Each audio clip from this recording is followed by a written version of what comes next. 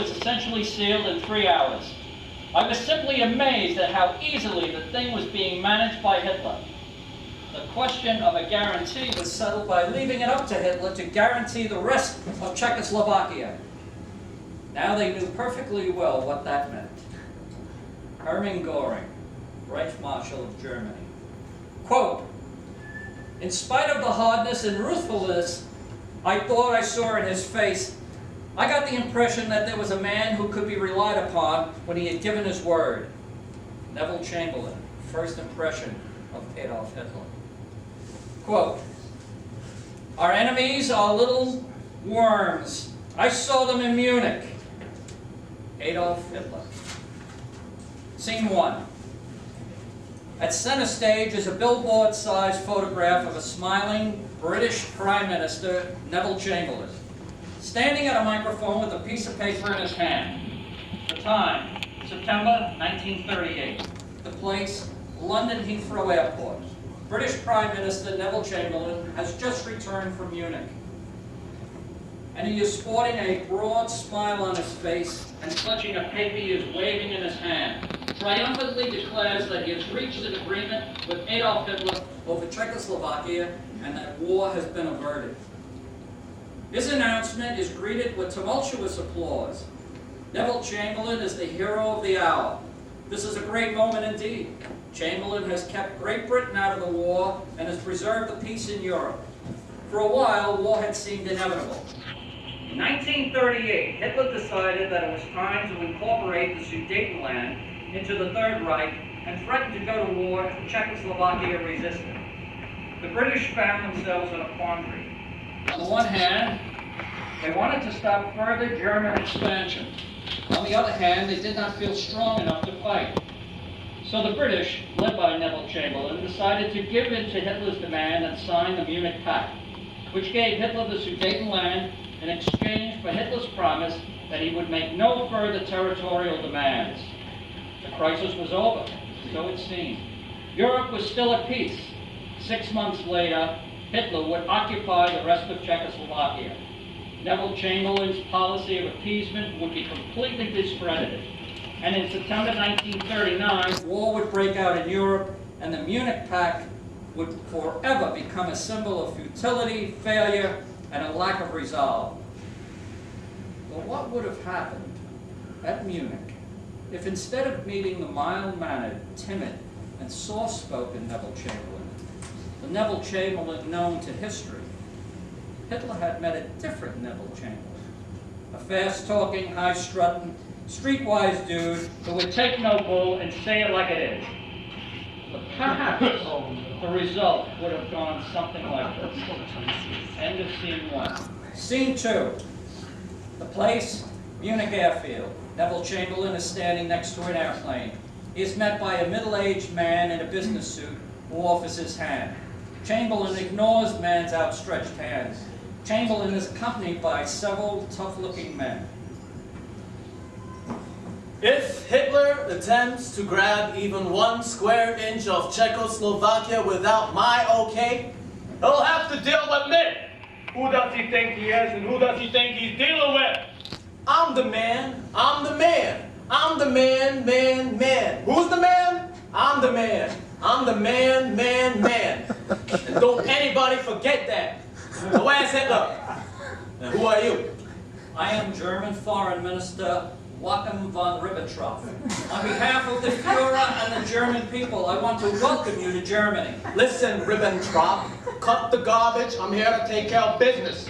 Now, before I meet with Hitler, I want to check out the accommodations, and they better be nice.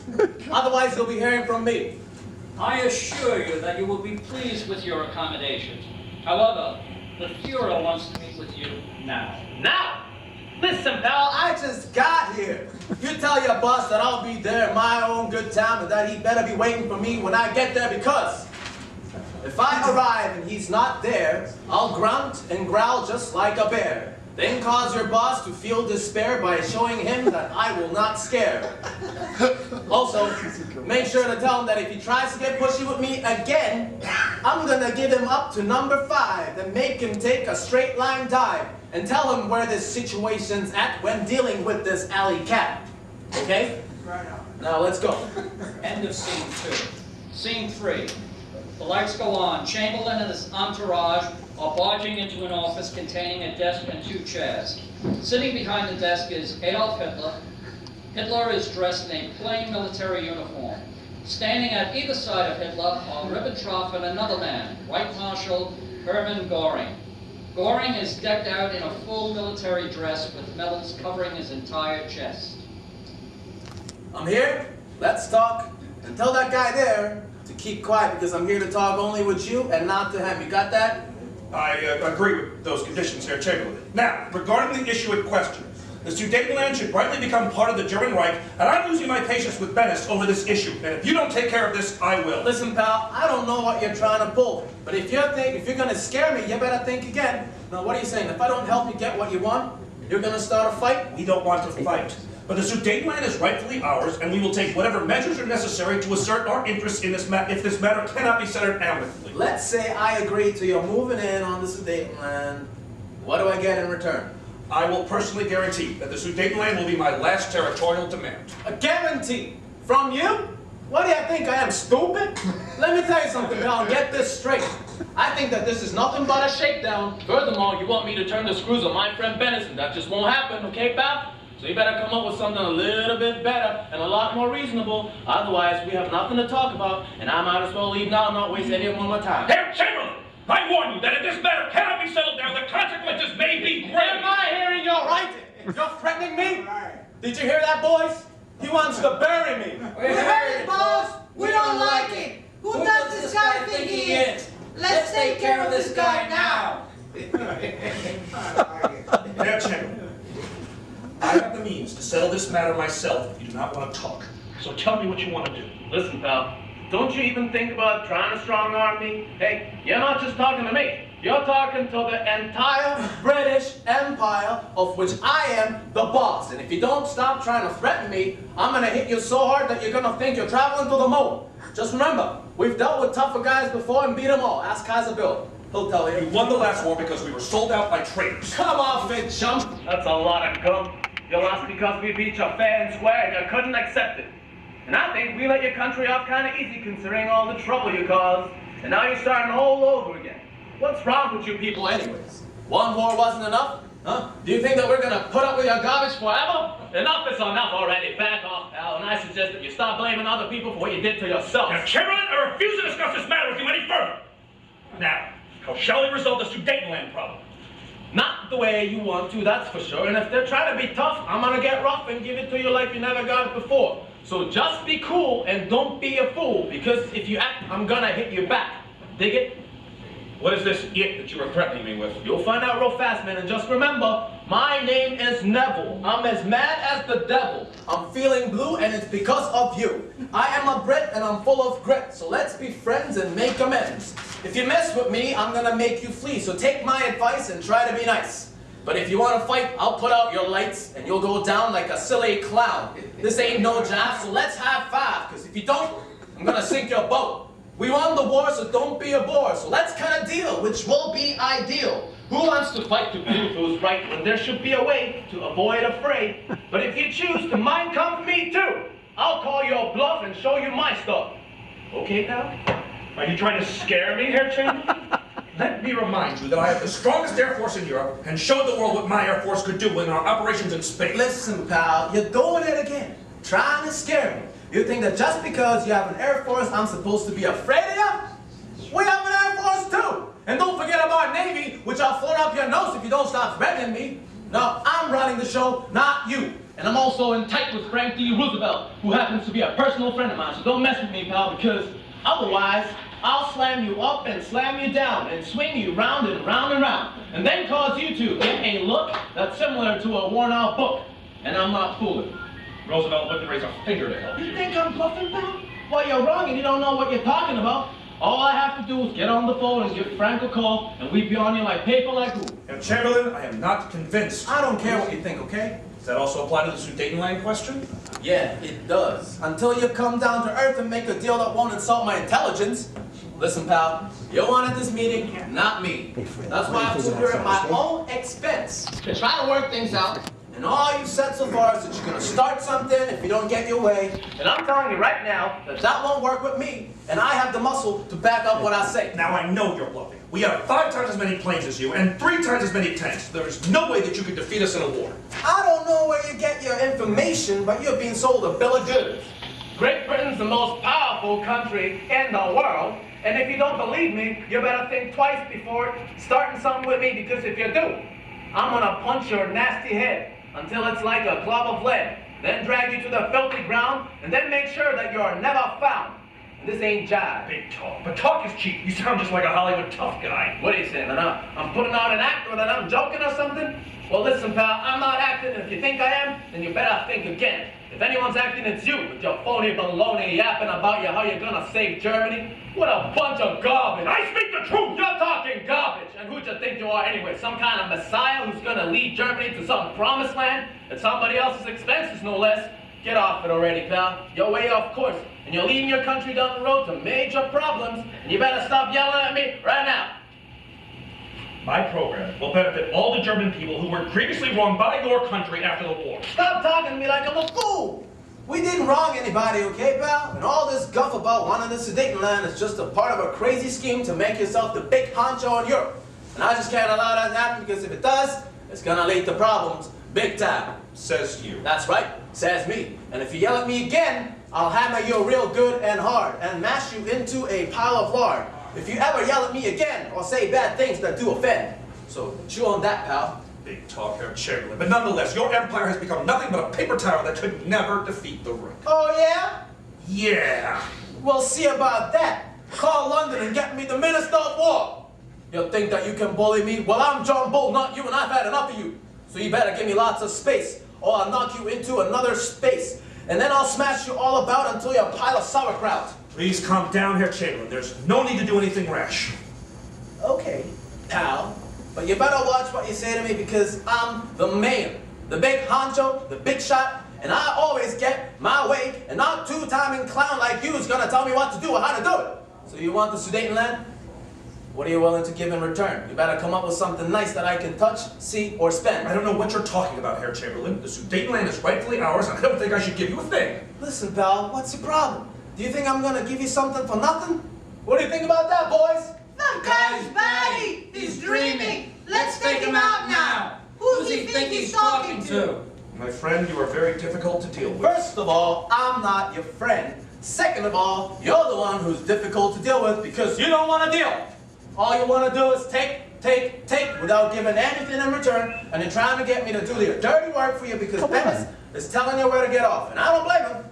If I give you the Sudetenland, you might try to grab England too. You're exaggerating, of course. Knowing you, pal, I wouldn't put it past you when I try it. But dig this. You think you're really slick and smart, but you're nothing but a foolish upstart. So get off from my personal case or I'll punch you in your silly face. Look, all I want is the Sudetenland. Yeah, right. Just like all you wanted was the Rhineland and Austria. Stop it already. I'm not a jerk. Those regions belong in the Third Reich. That's a bunch of malarkey. You grabbed those places because you thought you could get away with it, and we let you do it.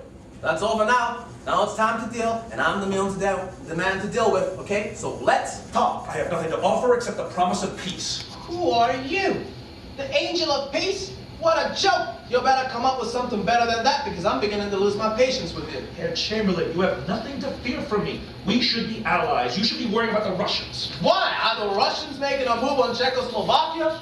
And besides, who went into the Rhineland? You wrong guy. No, I am the leader of the German nation. Okay, if that's so, then quit stalling and give me an answer. Hitler gets up from his chair and walks over to a far corner of the room, where he huddles with Göring and Ribbentrop.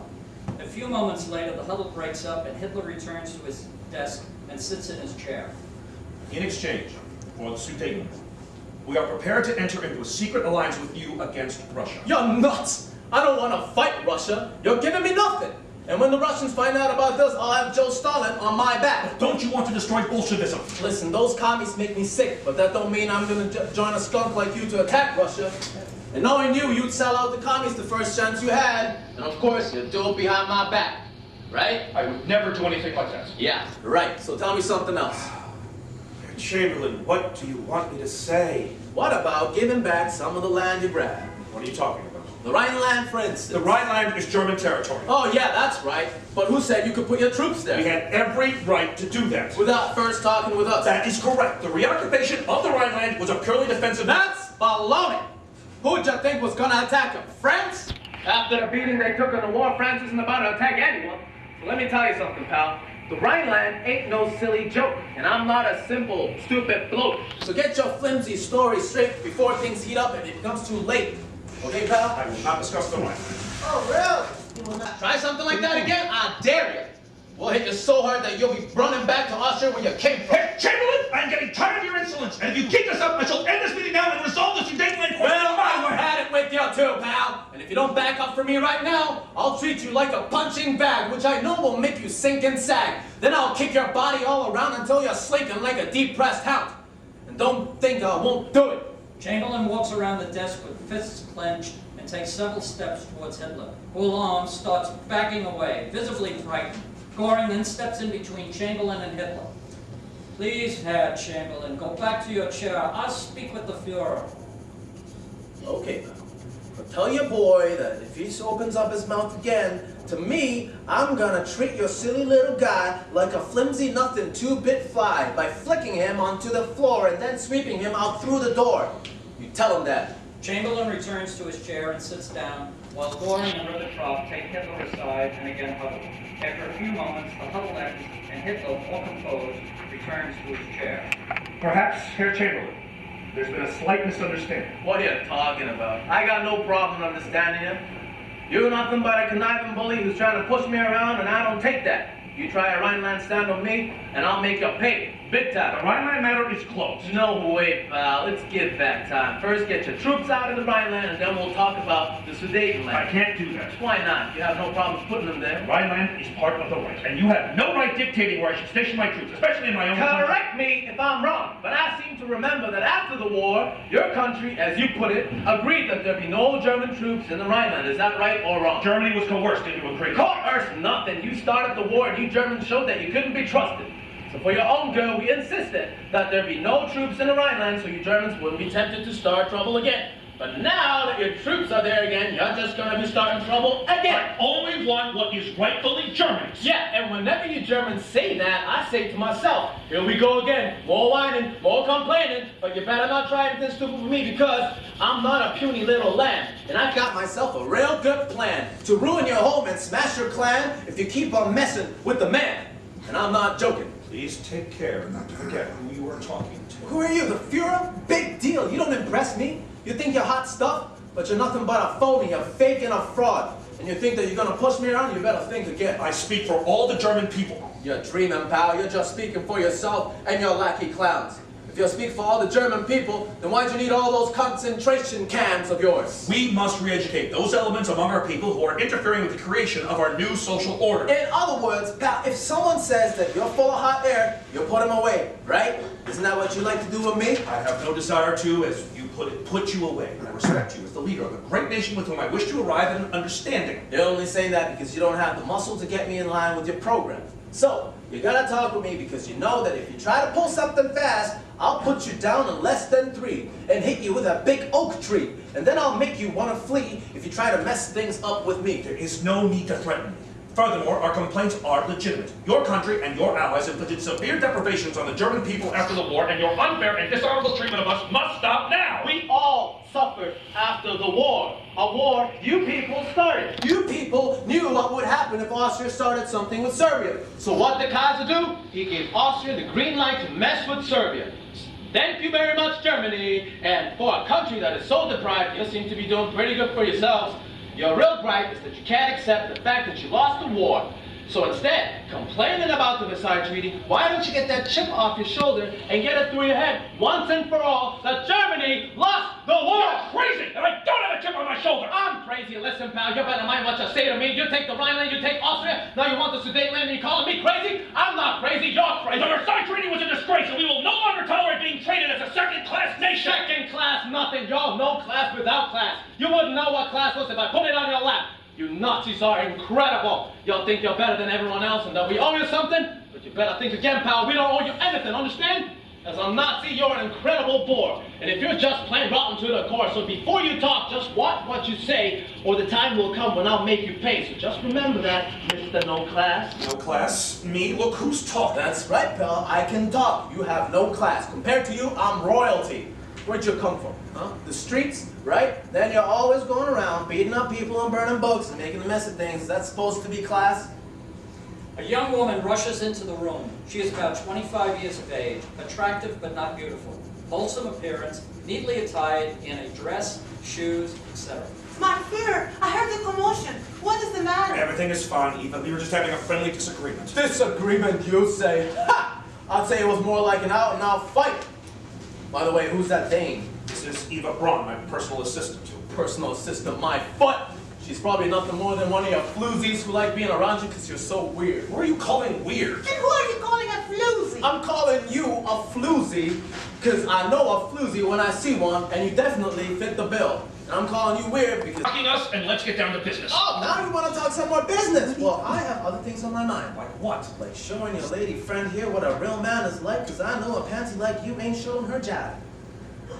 He's horrible. Make him stop. What's the matter, honey? Don't you want to be with a real man, someone who can show you a good time, take you around town, and maybe even give you a big wet kiss on one of your cheeks?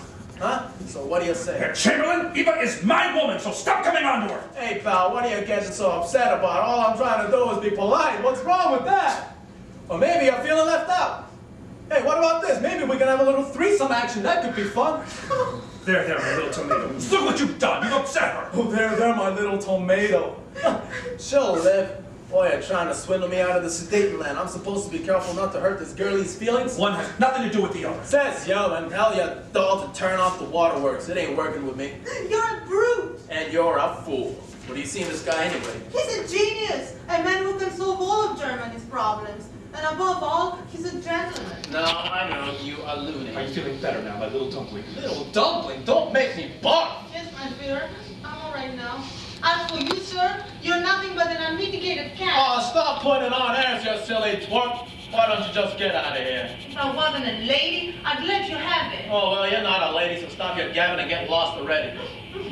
Eva points her nose upward and launches off the stage. Both Chamberlain and Hitler sit down. Hey, Belle, she's a real hot babe. Where'd you find her? Through a friend. You must have some pretty swell friends to set you up with a broad like that. How's she in bed? I'd rather not discuss it. Come on, pal, you can tell me. Got it. Chamberlain, we're not here to discuss my sex life. Oh, so you've had sex with her? How was she? How'd she do you? So I said I'd rather not discuss it. I'm beginning to think that maybe I was right.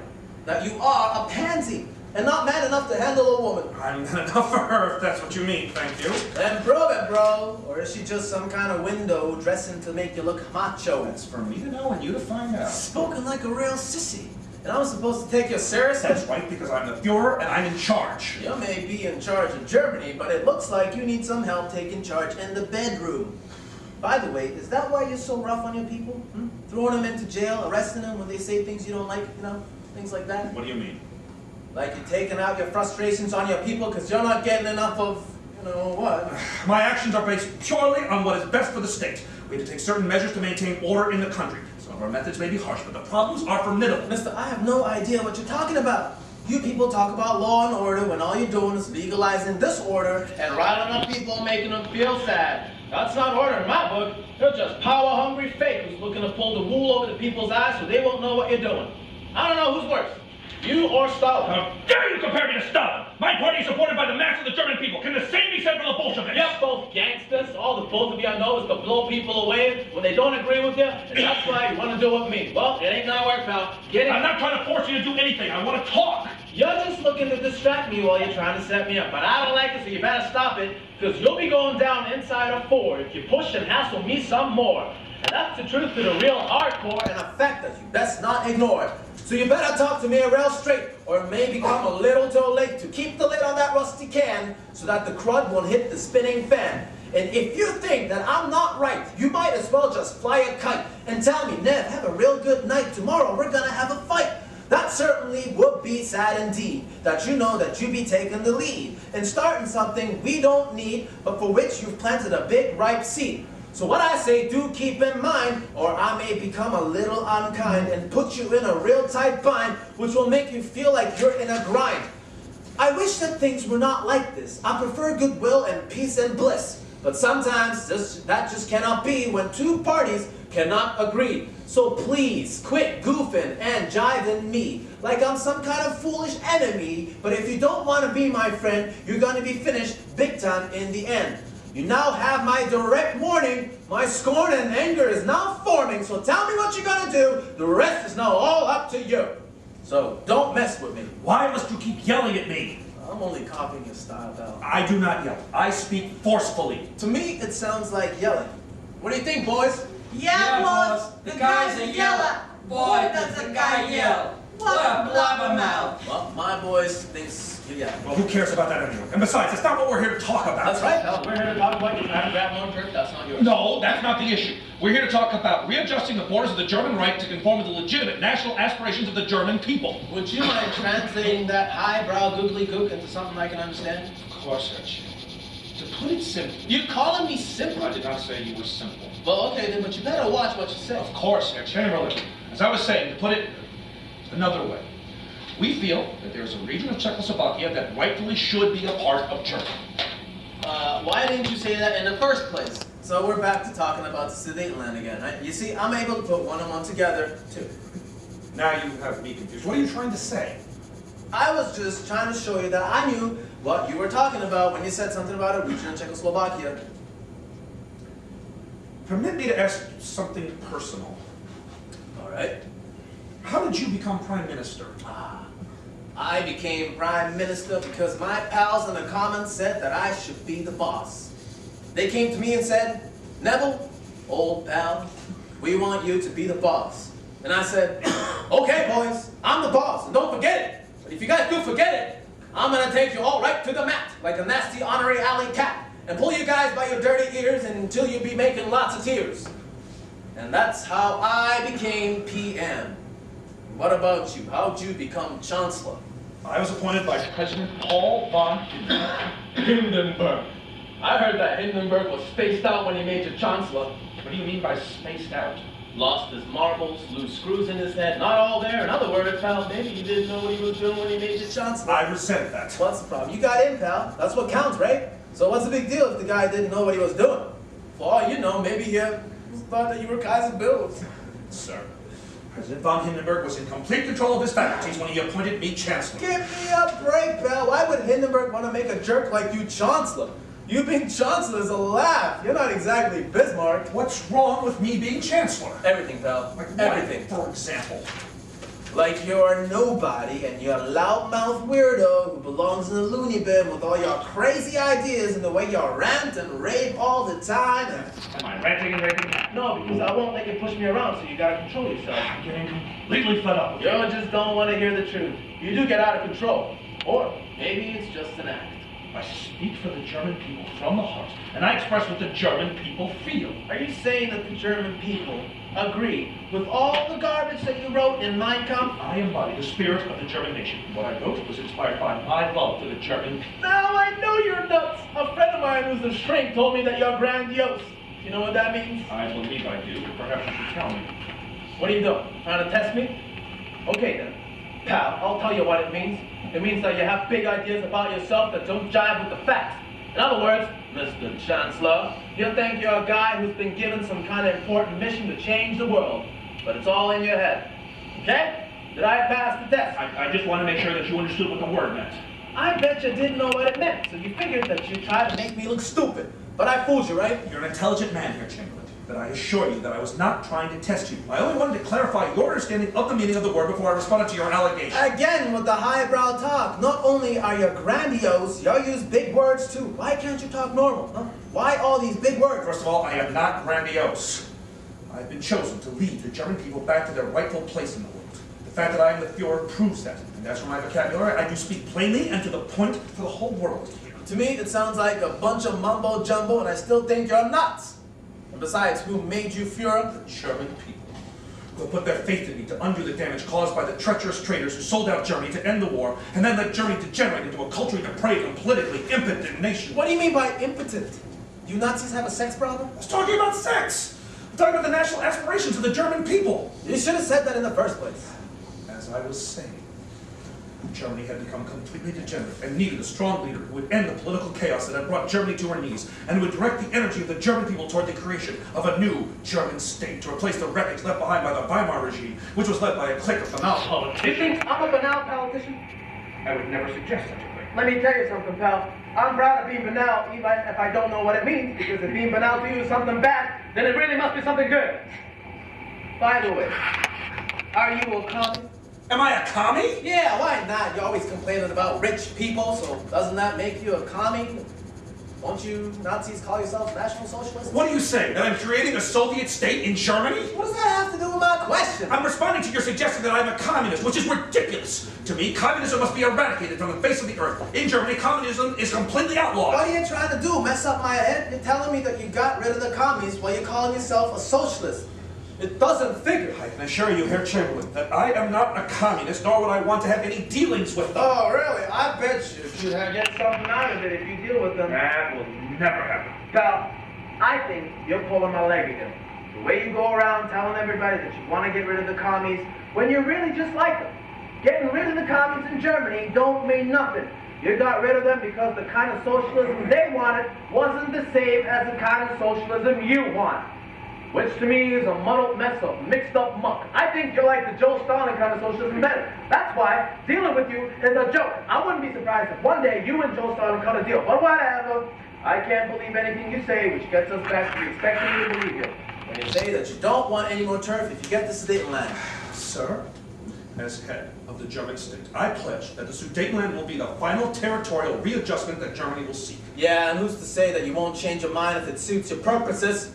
I heard that millions of Germans live in the States. You want to bring them into your rights too? I do not want to discuss that here. However, it's something that I may consider at a later date. When Germany was weak and disunited, millions of Germans left Germany. Now that Germany is strong and united, it may be a good time for them to return. They certainly would be welcome back to Britain. What a lame brain scheme. You're talking about U.S. citizens, pal. And I think that Frank Roosevelt would have something to say about that. It is the destiny of the German people to be reunited as one great nation. With you in charge, of course. I was chosen by fate to lead the German people to their destiny. You keep talking like that, pal, and you're gonna lead Germany down the tubes, and you may wind up in the nut house. Why do you say that? Because you're crazy.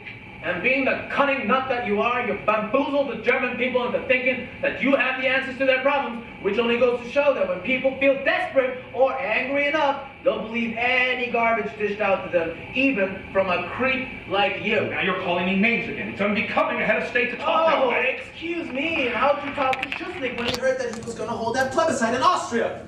You bullied him just like you want to bully me, right? It was inevitable that Austria would join the Reich. Yeah, with a little outside help from you. How come you didn't want that plebiscite? Schuschnigg would have rigged in his favor. What are you telling me now? That the Austrians wanted to be a part of Germany? That is correct. Are you sure about that, pal? Germany and Austria have historical and cultural bonds which transcend political borders. All you're giving me is more of your gobbly-gook.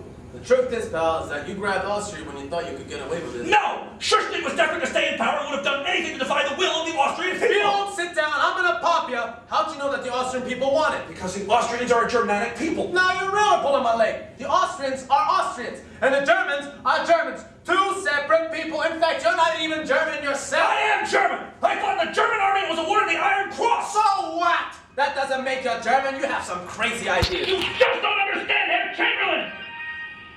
You just don't understand. I do understand. You're peddling this crazy idea about all Germans having to be united as an excuse to move in on other people's turf. You're full of baloney, pal, and I'm getting tired of you talking to me like I'm a fool, so you better stop it. There'll be a lot for you to have to pay. If you keep on jiving me this way, because this game I will not play, and believe me, this just ain't some hay. So enough already. Don't the needs of the German people deserve serious consideration? You have an empire, right? So Germany should have adequate space to live, too. Look, here, pal. Look, we have an empire, but we're gradually giving it up. But you want more and more, and what you want already happens to be owned by your neighbors. And all this was settled after the war. Well, we want to renegotiate the settlement, which I was not a part of. No, what you want to do is shake me down. That won't happen. Not with me. Well, you shook us down after the war, and we had to take it. Oh, yeah? That's because we didn't want to start something again. But it didn't work because here you go again, trying to start something. We deserve better treatment. Listen to me, you crummy Nazi. You don't shut up right now. I'm going to make you go down really soon. And evict you from the stifling room, then hit you till you sweat and drool if you keep on talking like a fool. So shut up and sit down. Greatest thing to do on the world. We will see about that. Just want to make sure that you stay in line and don't rock the boat no more. You're disturbing me and my pals. I'm the big honcho, not you. Get that straight or it's out the gate, all right? But Germany will have it stay in the sun yet. Oh, says yo, and you might as well just give up on getting me to help you get the Sudetenland. I will not give up my demand for the Sudetenland. Never!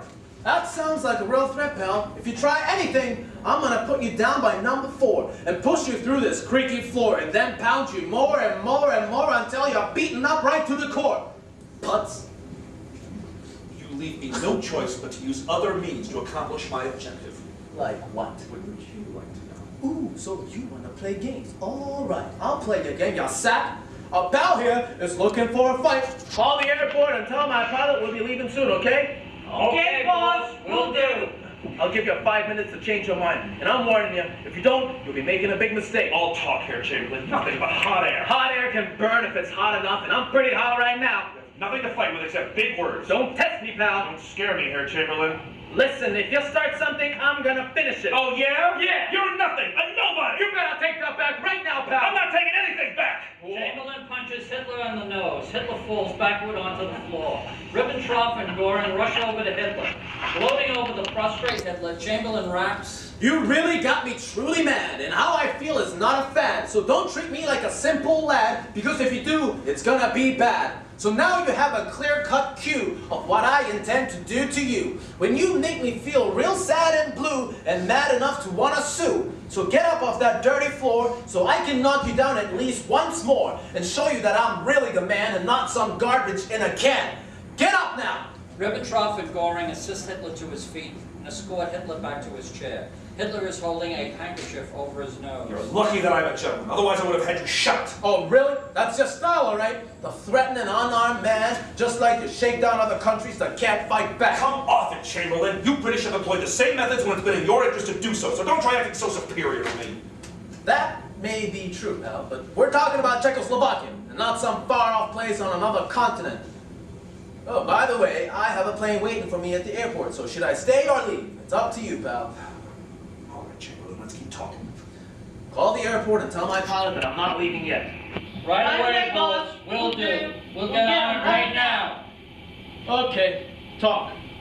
I've already explained my position regarding the Sudetenland. And I've already explained my position regarding your position, and I don't like your position. Then maybe further discussion will be futile. That's okay by me. This meeting was a stupid waste of my time. And I blame it all on you. You didn't want to talk. All you wanted to do was try to get something for nothing. And now that you know that won't happen, you want to stop talking. Well, suit yourself, pal. But I won't forget this. Time to split, boys. Chamberlain gets up and his entourage prepare to leave the stage. Wait a moment, Herr Chamberlain. Chamberlain turns and faces Hitler. What is it? I've reconsidered. Perhaps this problem can be settled. You created this problem, pal. But okay, I'll listen to what you have to say. Chamberlain walks back to his chair and sits down. May I talk to you privately? Why do you need privacy? What do you think? What do you think about that, boys? 8 old months to be alone with me. Go for it, boss. Maybe he'll take you out to dinner. All right, boys, I'll go for it. Chamberlain's entourage, Ribbentrop and Göring leave the room. Okay, pal. You got your wish. Now, what's on your mind? How much are you paid as Prime Minister? What does that have to do with anything? It's important. Important for what? Important for what I'm about to offer you. What are you driving at, I'll pal? make a deal regarding the Sudetenland that will be worth your while. Am I hearing you right? You are. You want to offer me money to get Bennis to give you his turf? Are you kidding me or what? I wouldn't put it like that. Well, how would you put it then?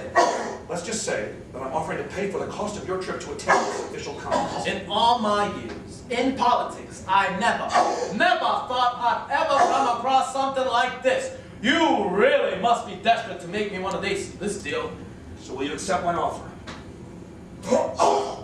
Listen, pal, if you think you can buy me off, forget it. But I don't need your stinking money, and I don't need to deal with any more of your malarkey. Boys! Chamberlain's entourage rush back onto the stage. What's the problem, boss? What's going on? Did the guy put the make on you? When I tell you what this guy wanted to do, it'll make you sick. Herr Chamberlain refused a most generous offer to resolve the crisis. Oh, why, you smug little twerp. What you wanted to do was buy me off, also known as a bribe or a sellout. Listen, pal, you took me for a silly ride. and then I let you slip and slide. That's a feast that's finished now. It's time for you to take your bow. I did not have the slightest clue of what you really intended to do. But if I had known your plans before, I would have flipped your butt onto the floor. I know that money really talks, and what you want to do is buy me off. But you better put your cash away or I'll pound you into a clump of clay, so get rid of that money. I'm not trying to bribe you. What do you call it then? Negotiations. I give you something and you give me something. If I take the money, then what? And you go to Venice and tell him to give me the Sudetenland. Oh, simple, just like that, right? That's right. Yeah, let me tell you something, pal. I'm gonna put you down in 1, 2, 3 and hit you with a powerful knee and throw you in the Baltic Sea if you do not take me seriously. So stop talking to me like I'm a jerk. So you are a man with principles. I don't know about any principles, but I do know that I don't need your money and I'm not about to become your lackey.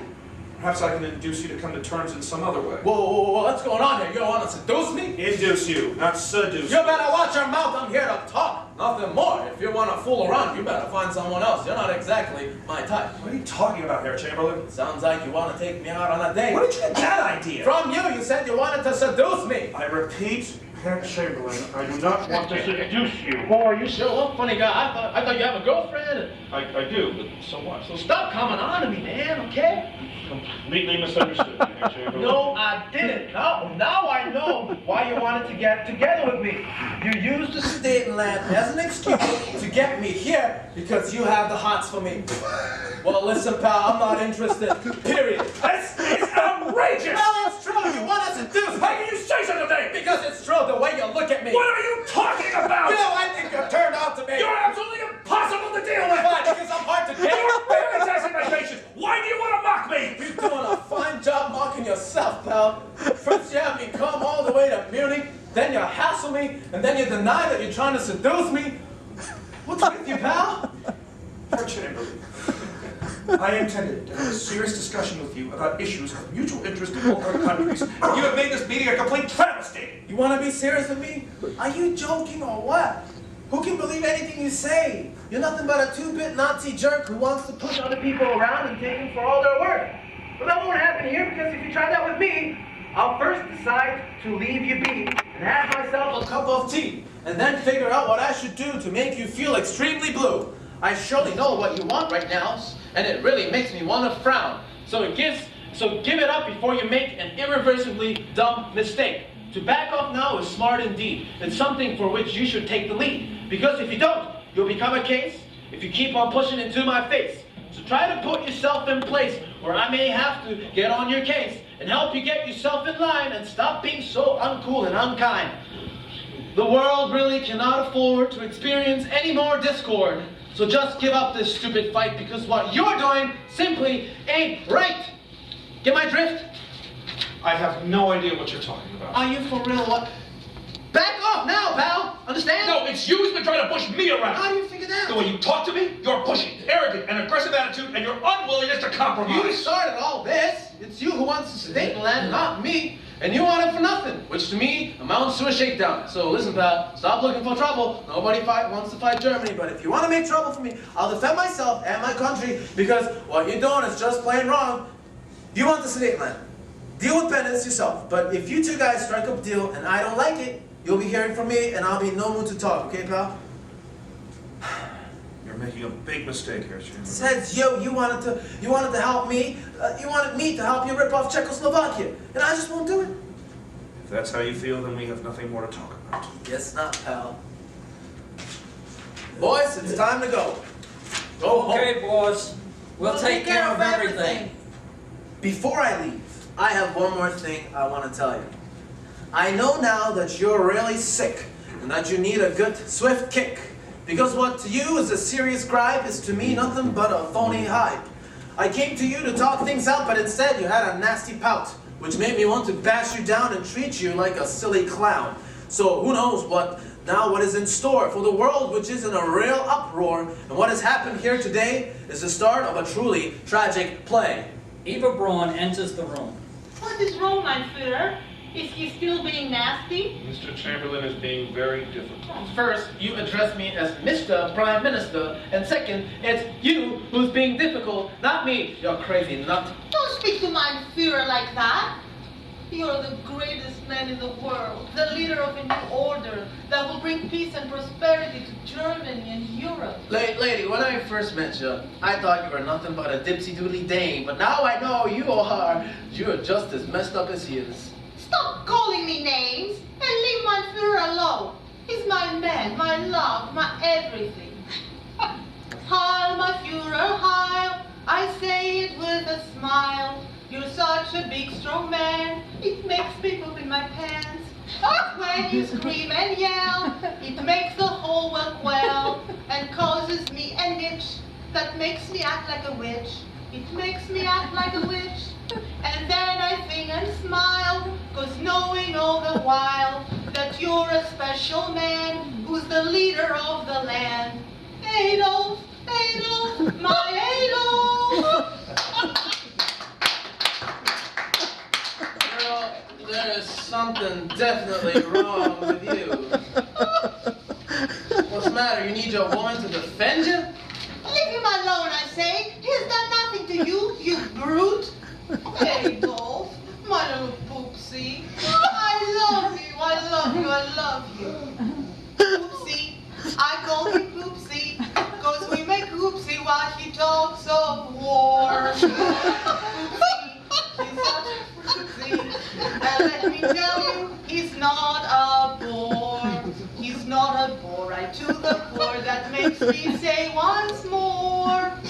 Poopsie, I call him Poopsie, 'cause we make Poopsie while he talks of war. Poopsie, he's such a fruitsy, and let me tell you, he's not a bore. Oh! So that's what you do. Talk about war while you're bopping your babe? So what the heck am I doing here? Why'd you waste my time, you two-timing freak? You just wanted to use me to turn on your girlfriend? Is that what all this is about? No, don't listen to her. She's just a weak, foolish woman. What? That's what I am to you? You told me that I'm the queen of the universe, the goddess of love. And a two-turning twerp! And as for you, I've had enough of your stupid crap, and it makes me want to take a nap. And then wake up and grab your chair and yank it from your derriere.